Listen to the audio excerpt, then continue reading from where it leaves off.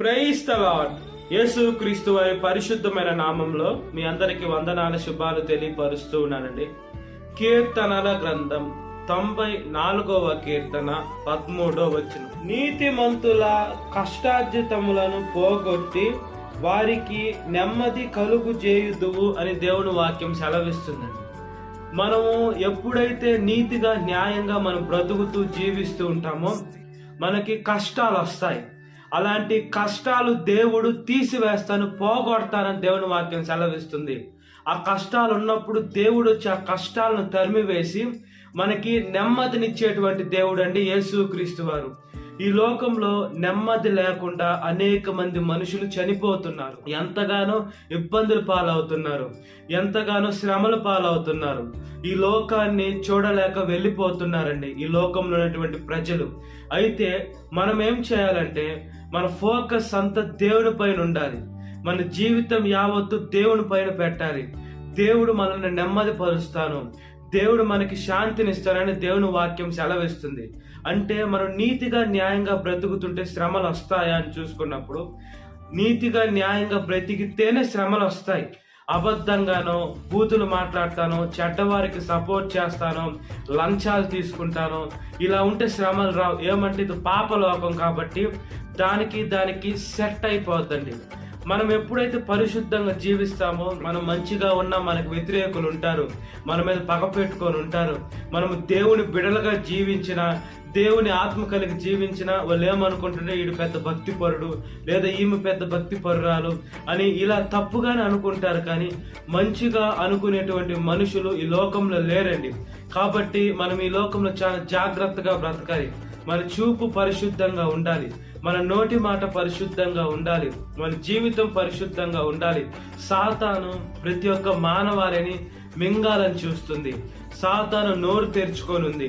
మనం ఎప్పుడైతే అటు ఇటు కొంచెం తప్పుతామో సాతాను అమాంతంగా మింగేస్తుందండి. కాబట్టి మనం ఈ లోకంలో ఎంత జాగ్రత్తగా బ్రతకాలి. మనం చూసే చూపు పరిశుద్ధంగా ఉండాలి, నడిచే నడక పరిశుద్ధంగా ఉండాలి, మనం నెమ్మదిగా ఉండాలి. ఈ లోకంలో సుఖంగా బ్రతకాలంటే యేసయ్యని మాత్రం ఆశ్రయించాలి. అయితే యేసయ్యని ఆశ్రయిస్తే శ్రమలే రావాలంటే బైబిల్ గ్రంథంలో చూసుకున్నప్పుడు అనేక మంది భక్తులకి శ్రమలు వచ్చాయి, బాధలు వచ్చాయి, కష్టాలు వచ్చాయి. వచ్చినా కూడా దేవుడు పాదాలు విడిచిపెట్టకూడదు. దేవుడు కొన్ని పరీక్షిస్తూ ఉంటారు, పరిశోధిస్తూ ఉంటాడు. ఆ పరీక్షకి మనం ఎప్పుడైతే తట్టుకొని నిలబడతామో అప్పుడు దేవుడు మనల్ని అంచెలంచెలుగా ఆశీర్వదిస్తాడండి. మనం ఏదన్నా ఫస్ట్ ఫ్లోర్కి గ్రౌండ్ ఫ్లోర్ నుంచి ఫస్ట్ ఫ్లోర్కి వెళ్ళాలంటే ఒకటేసారి మనం పైకి వెళ్ళలేం. ఒక్కొక్క మెట్టు ఒక 10 మెట్లు, ఒక 15 మెట్లు ఉంటాయి. ఒక్కొక్క మెట్టు ఎక్కితేనే మనము ముందుకు కొనసాగలుగుతాం. అదేవిధంగా దేవుడు ఆత్మీయ జీవితంలో కూడా మనం ఎదుగుతూ ఉండాలంటే దేవుడు అంచెలంచెలుగా కొంచెంగా ఆశీర్వదిస్తాడు. 30 రంతులుగాను, 60 రంతులుగాను, 100 రంతులుగాను దేవుడు ఎప్పుడైతే మనల్ని ఆశీర్వదిస్తాడో అప్పుడు మనం స్థిరంగా ఉండొచ్చు, మనం బలంగా ఉండొచ్చు, మనము ఈ లోకంలో కొండను పగలగొట్టేటువంటి బిడలుగా ఉండొచ్చు. కాబట్టి మనము పరిశుద్ధంగా జీవించాలండి. సాతాను మనల్ని ఇబ్బంది పెట్టాలి, మనల్ని ఇబ్బంది కొలిమిలోకి తీసుకొని వెళ్ళాలి, మనల్ని బాధ పెట్టాలి, మనల్ని దుఃఖ పెట్టాలి, ఈ లోకంలో శరీర స్నేహితుల జీవడం చూపించాలి, ఇతనికి నెమ్మది లేకుండా మనశ్శాంతి లేకుండా చేయాలని సాతాను ఎంతగానో మనుషుని శోధించింది. సాతాను దేవుణ్ణే శోధించింది. నువ్వు నాకు మొక్కు, ఈ లోక రాజ్యాలు ఇస్తానని సాతాను శోధించిందని. ఈ లోకాన్ని సృష్టించిన సృష్టికర్తకి అది ఇవ్వడం ఏంది? దాన్ని ఒక దూతగా, మంచి దూతగా, వెలుగు దూతగా దేవుడు సృష్టిస్తే దేవుడి మీద గర్వంగా, అది ఇబ్బందిగా, దేవుడికి వ్యతిరేకంగా నేనే దేవుని అనేది ఎప్పుడైతే గర్వం తెచ్చుకునేటప్పుడు తొక్కువేయబడింది. దానికి ఏం అధికారం ఉందంటే దేవుని శోధించేదానికి. అలాంటిది దేవుణ్ణే శోధించిందంటే మనల్ని ఎంతగా శోధించుద్ది. మనం దేవుని బిడ్డలై ఉన్నాం, ఆయన పేరు పెట్టుకుని సువార్తను ప్రకటిస్తున్నాం. మనము మార్గం మధ్యలో పోతున్నామంటే చాలా జాగ్రత్తగా, సేవకులు చాలా జాగ్రత్తగా ఉండాలండి. ఏమంటే మనము బరిలు అడ్డం వస్తాయి, యాక్సిడెంట్లు, పెద్ద యాక్సిడెంట్లు ఉంటాయి. అయితే దేవుడు ప్రార్థన చేసుకొని వెళ్తాం కాబట్టి దేవుడే కాపాడుతారు. అందరికారికి మనకే సెక్యూరిటీ ఉంటుంది, అందరికారికి అపాయాలు కూడా మనకే ఉంటుంది. మనం ఈ లోకంలో నెమ్మదిగా ఉండాలన్నా, నెమ్మదిగా పరిశుద్ధంగా ఉండాలన్నా మనం నీతిగా న్యాయంగా ఎప్పుడైతే జీవిస్తూ దేవుని వాక్యాన్ని మన హృదయంలోకి ఎక్కించుకోవాలండి, మన మైండ్లోకి ఎక్కించుకోవాలి. దేవుని వాక్యానుసారమైనటువంటి ప్రేమ మనకు ఉండాలి. ఈ లోకంలో వెతుక్కోకూడదు ప్రేమ. వాళ్ళ ప్రేమిద్దామా వీళ్ళ ప్రేమిద్దామా, ఎప్పుడైతే ప్రేమలు వెతుక్కుంటామో నాశనం అయిపోతాం. మన ప్రేమ, మన ఫోకస్, మన గురి దేవుని పైనే ఉండాలి. దేవుణ్ణి ప్రేమిస్తేనే మనకు నెమ్మది ఉంటుంది. దేవుణ్ణి ప్రేమిస్తే మనకు సమాధానం ఉంటుంది.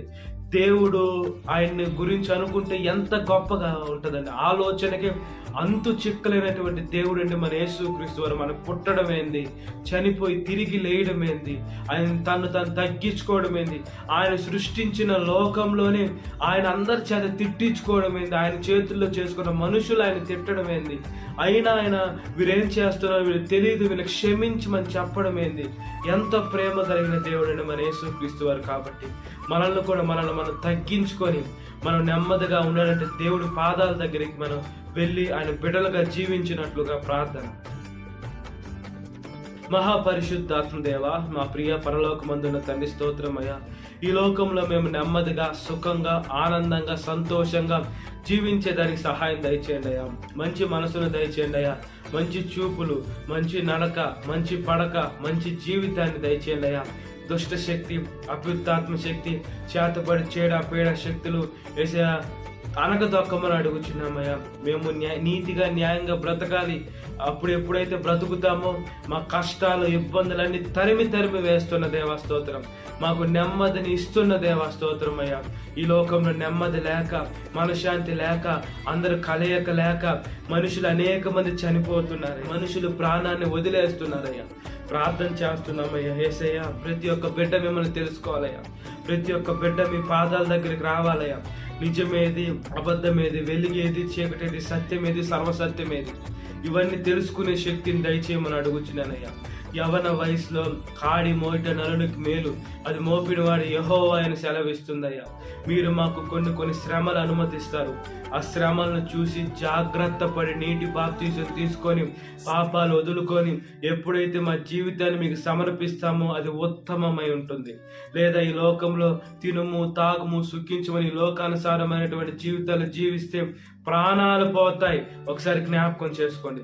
ఈ లోకంలో ప్రాణాలు ఎలానా పోతాయి, రెండో మరణంలో కూడా వెళ్ళిపోతాం. కాబట్టి సహాయం దయచేయండి. ప్రతి ఒక్క యవనస్తురాలను కాపాడి నెమ్మదిని దయచేయండి. గర్వాన్ని తీసివేయండి, అహంకారం తీసివేయండి, వ్యసనాలు, ఆ తాగుడు, ఆ జోదాలు, అదేవిధంగా నోట్ల పాన్ పరాగాన్ని వ్యసనం తీసివేసి యవన వయసులో కాడి మోయట నలునికి మేలు, అది మోపిన వాడు యెహోవా అని సెలవిస్తుంది. కాబట్టి దేవా మీకు స్తోత్రం చెల్లిస్తున్నాం. స్తోత్రమయ్యా, స్తోత్రమయ్యా. మీ పరిశుద్ధమైన వాక్యాన్ని బట్టి స్తోత్రం. మీ మార్గంలోకి నడిచేదానికి సహాయం దయచేయమని అడుగుచున్నాను. సాతాను శోధన ప్రతి ఒక్క బిడ్డని విడుదల దయచేయండి. ఈ వాక్యం వింటున్న ప్రతి ఒక్క బిడ్డని పేరు వచ్చిన జ్ఞాపకం చేసుకోండి. ఈ దినకాలపు దీనితో నింపమని నజరేయుడైన యేసుక్రీస్తు వారి పరిశుద్ధమైన నామంలో మిక్కిలి వినయం తొలచినాను మా పరలోకమందున్న తండ్రి. Amen. Praise the Lord. God bless you. Have a great day.